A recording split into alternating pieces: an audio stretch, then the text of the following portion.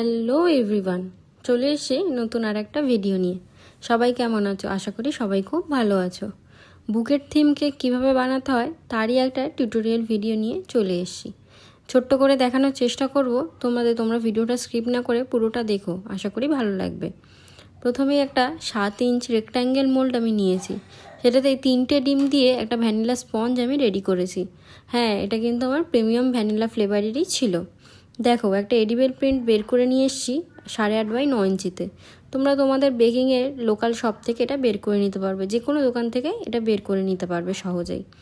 সেটাই আমি মাপ করে কেটে নিয়েছি। যেহেতু আমার এডিবেল পেপারের মাপ ছিল 8.5 বাই 9 ইঞ্চি, তো সেটারই আমি 4-4.5 ইঞ্চিতে আমি ছোট বড় করে একটু বুকেটের শেপ আনার চেষ্টা করেছি। জানি না কতটা কি করতে পেরেছি, প্রথমবার তো, তাই এরকম বুকেট থিম বানিয়েছি, ভুল ত্রুটি তো হয়েইছে। তারপর দেখো, আমি 3টে লেয়ারে আমি তারপর ওখান দিয়ে কিছুটা কেক নিয়ে, যেটা কেক বেঁচেছিলো সেই কেকটা নিয়ে আমি পেছন দিকে একটু লাগিয়েছি, যাতে একটু সমান হয় আর কেকটাকে একটু বড়ও হয়, তাই আমি পেছন দিকেও একটু কেকটাকে লাগিয়েছি। তারপর আমি 3টে লেয়ারে কাট করেছি। আর ফ্রস্টিংটা তো সবারই জানা, তাই আমি ফ্রস্টিংটা আর আলাদা করে দেখাইনি। ফ্রস্টিংটা দেখালে ভিডিওটা অনেকটাই লং হয়ে যেত, তাই আমি সোজা ক্রাম কোট করে আমি ফ্রিজে রেখেছিলাম। আচ্ছা, তোমরা কি প্রিন্টটাতে লক্ষ্য করেছো যে প্রিন্টটাতে কিন্তু যে দিদি অর্ডার করেছিল তার হাজব্যান্ডের ফটো দেওয়া? সেই দিন দাদার বার্থডে ছিল, তাই সেই হিসেবেই দিদি বলেছিল যে দাদার ফটোটাকে এমনভাবেই বসাতে হবে প্রিন্টের মধ্যে যাতে মনে হয় পেপারে ফটো বেরিয়েছে। তো সেই হিসেবে আমি করার চেষ্টা করেছি। তারপর দেখো, আমি 2টো ভাগে ভাগ করে নিয়েছি। তো পুরোটা একবারে বসানোর রিস্ক আমি নিইনি, মাঝখান থেকে ভাগ করে নিয়েই আমি তারপর দুদিক থেকেই বসিয়েছি। তো ভিডিওটা তোমরা দেখলেই পুরোটা বুঝতে পারবে যে এটা কীরমভাবে কি লাগিয়েছি। তারপর আমি কিছু রোজ আনিয়ে রেখেছিলাম, তো সেগুলোকেই আমি উপরে লাগাচ্ছিলাম। তো তোমরা পুরো ভিডিওটা স্কিপ না করে অবশ্যই দেখো, ভালো লাগবে।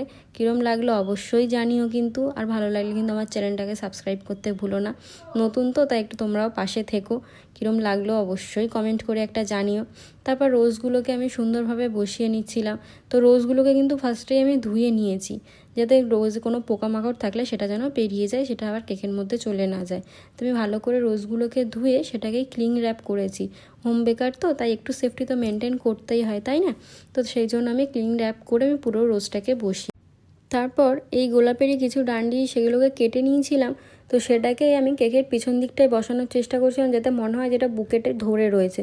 তো এখানেই আমার একটু ভুল হয়েছে, যে আমার এতগুলো ডান্ডি যেহেতু ছিল না, তো সেই জন্য আমি যে কটাই ছিল সে কটাই বসি। যেখানটা আরেকটু বেশি থাকলে হয়তো বেশিই সুন্দর লাগতো দেখতে, তো ছিল না আমার কাছে, তাই আর লাগাতে পারিনি। তো তারপর কিছু জিপসি আমি অ্যাড করেছি, দেখতে ভালো লাগছিল।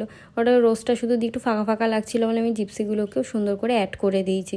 তো তোমরা কিন্তু অবশ্যই সাবস্ক্রাইব করো আমার চ্যানেলটাকে। আর ভালো টাটা, সবাই খুব ভালো থেকো।